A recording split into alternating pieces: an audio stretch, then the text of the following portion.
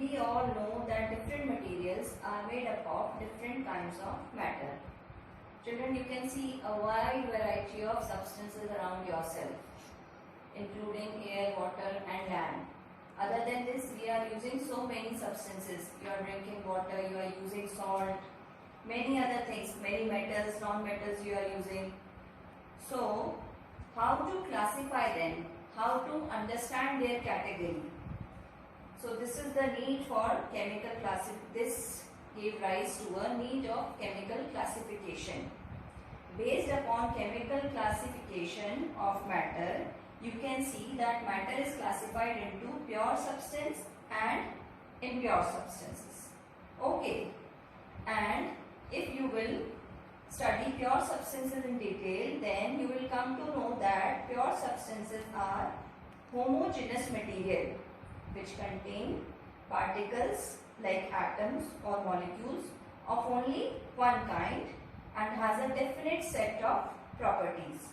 So children, this is the definition of pure substance. Okay, it is a homogeneous material which contain particles like atoms, molecules of only one kind and has a definite set of properties. Now, if I will ask that can you give some example of pure substance, then you may be thinking pure water, pure air, but actually pure air is not an example of pure substance. Water can be considered and water is considered as example of pure substance. Why? Because water is a compound, but air is neither element nor compound. And you can see pure substances are further classified into elements and compounds. But air is neither element nor compound. So, if you want to quote examples of pure substances, you can give example like iron, silver, oxygen, sodium chloride, even carbon dioxide or sulfur dioxide. All these are pure substances. Now, why all these are considered as pure substances? Because, as I told you, iron and silver. Children, iron and silver are metals.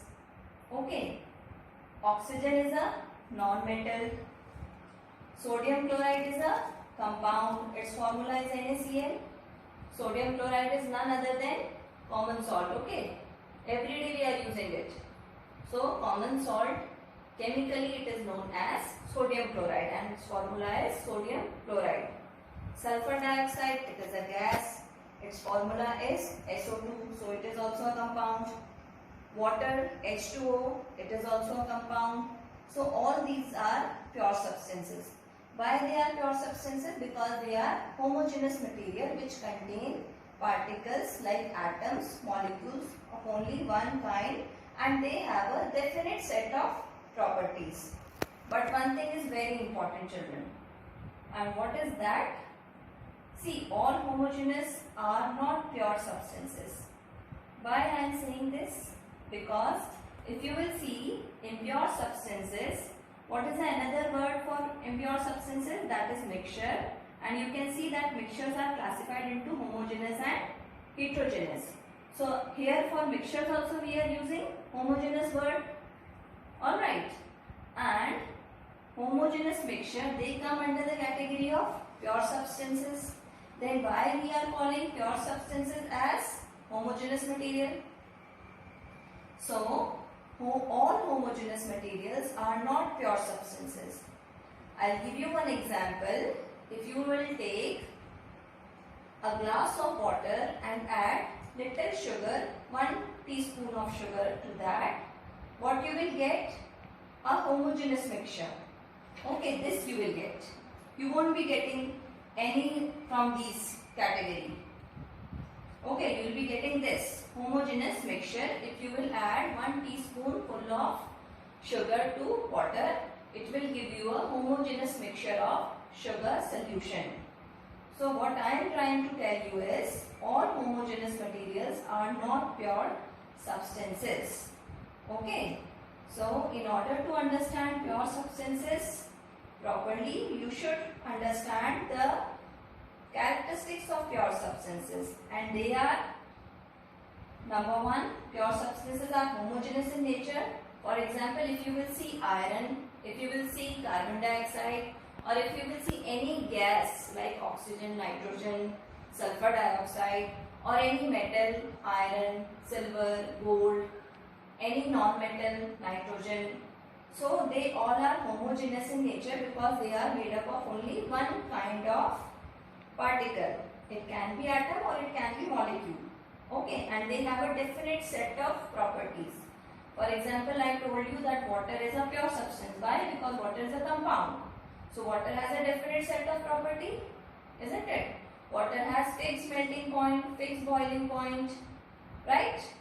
So pure substances, they have definite set of properties. Then next characteristic is the composition of pure substances cannot be changed by physical methods.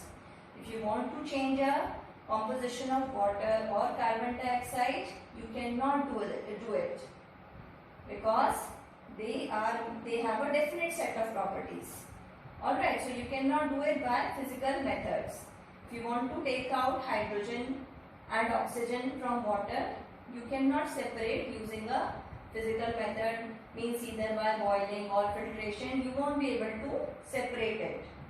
Alright children, so mainly there are three characteristics of pure substance. First is they are homogeneous in nature.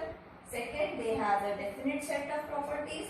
And third, the composition of pure substance cannot be changed by physical methods. Now, I hope that these pure substances are clear. They are further divided into two types, elements and compounds. So children, now you should know what are elements.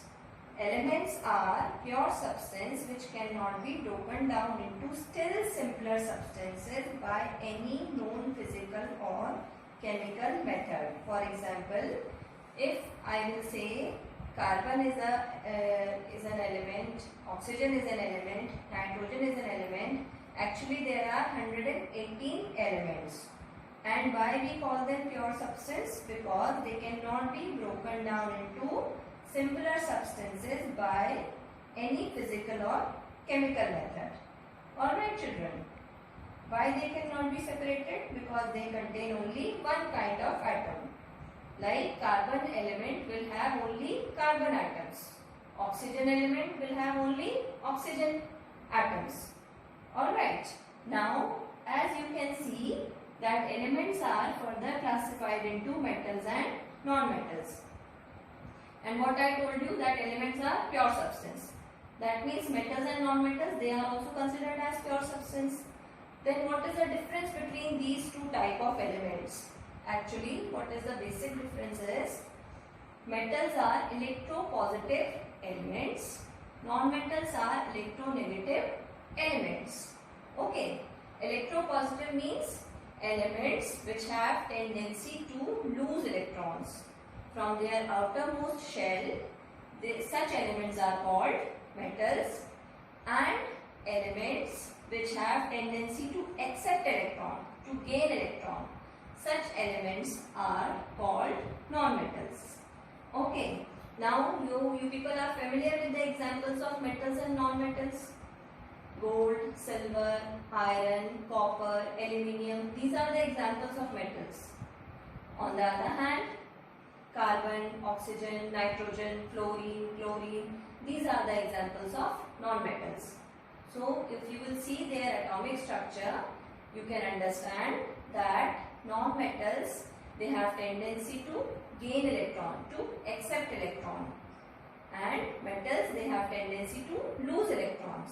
Okay, and depending on that, metals are known as electropositive elements, non-metals are known as electronegative elements. Now, if you will look at their physical appearance, what is the most common thing which we can observe is their lustrous nature. All the metals, they possess bright luster. You have seen gold and silver, they have shining surface, they have shining appearance. That's why metals, they possess bright luster. Similarly, non-metals, if you will see oxygen or if you will see phosphorus, or if you will see sulfur, they don't have any shining appearance. That means they lack luster. But there are certain exception, children. Like iodine is a non-metal, but it possesses luster. It has shining surface. Okay. Then next is their conduction nature. Means the ability to conduct electrons, the ability to conduct heat. Metals, they possess good conductivity. That means they are good conductor of heat and electricity. That's the reason we are using copper wire, aluminium wire or silver wire. Silver, though it is not used, but it is the best conducting material. Silver is the best conductor of electricity. But since it is expensive, so in our domestic wiring, which metal we are using? Mostly copper or aluminium. Alright. And on the other hand, non-metals, they are poor conductor of heat and electricity.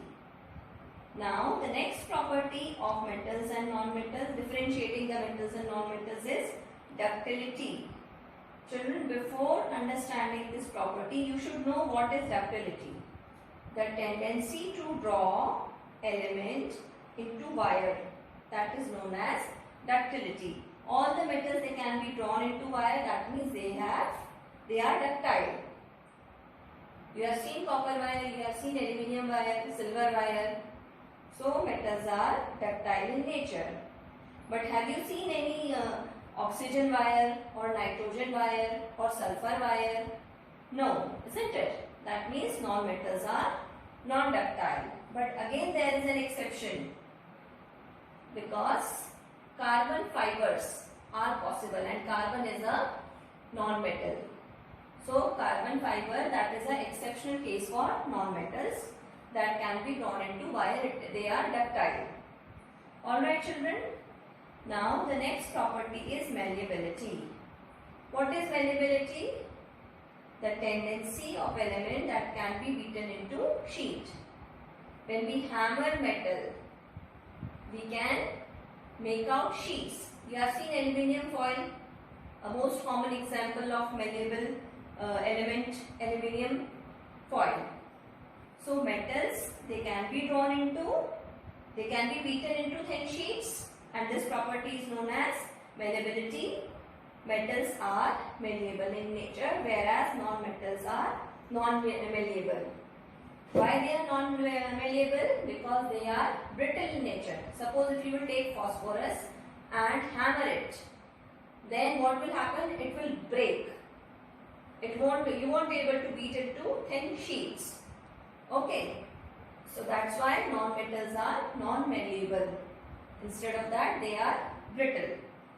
Then next property is melting and boiling point. Metals, they possess high melting and boiling point. And you know what is the reason for this? Because most of the metals, they are in solid states and they possess the atoms present in solid state. They are in strong electrostatic force of attraction. Okay. So large amount of heat is required to break that force. That's why metals, they have high melting and boiling point. On the other hand, non-metals, they exist in all the three states, solid, liquid and gases, and so they possess low melting and boiling point. Now the last property which we are going to on the basis of which we are going to differentiate between metals and non-metals is sonority. What is sonority? It is the property by which the metals, they produce sound on striking. You have seen earlier, nowadays in school electric bell is used. Earlier metal bell was used earlier, and when we are hitting it with a piece of wooden piece or a metallic piece, it produces a sound. So metals, they are sonorous, that is, they produce sound on striking. This you can do it at your home also. You can take a spoon, glass, if you are hitting it, they are producing sound. So metals are sonorous. whereas non-metals are non-sonorous. And what are the examples of non-metals which are non-sonorous? You can say carbon, sulfur, phosphorus, iodine, oxygen, nitrogen, etc. So children, now I hope you have followed the difference between metals and non-metals on the basis of these properties. And remember that both of these metals and non-metals, they are elements. And what are elements? They are pure substance. Is it clear? Now, as we have followed about metals and non-metals by differentiating them on the basis of their certain properties, let's move on metalloids and noble gases. Now children, what are metalloids? Actually, metalloids are such type of elements which shows the properties of metals as well as non-metals. Okay. Certain properties, they resemble like metals and some of the properties are similar to metals. So, such type of elements which possess intermediate properties of metals and non-metals, we call them metalloids. Can you see some examples of metalloids? First is arsenic. Its symbol is AS. Okay, don't write AR. AR is symbol for argon. So remember, the symbol for arsenic is AS. Next is antimony. Symbol of antimony is SB. Then bismuth, Bi, and germanium. Actually, there are certain more examples, but at least if you are learning 4, that will be enough. So, arsenic, antimony, bismuth, germanium, these are the elements which shows properties of both metals as well as non-metals, and hence we call them metalloids. Now, the last category in which elements are classified, and that is noble gas. Okay, what are noble gases? Why do we call them noble?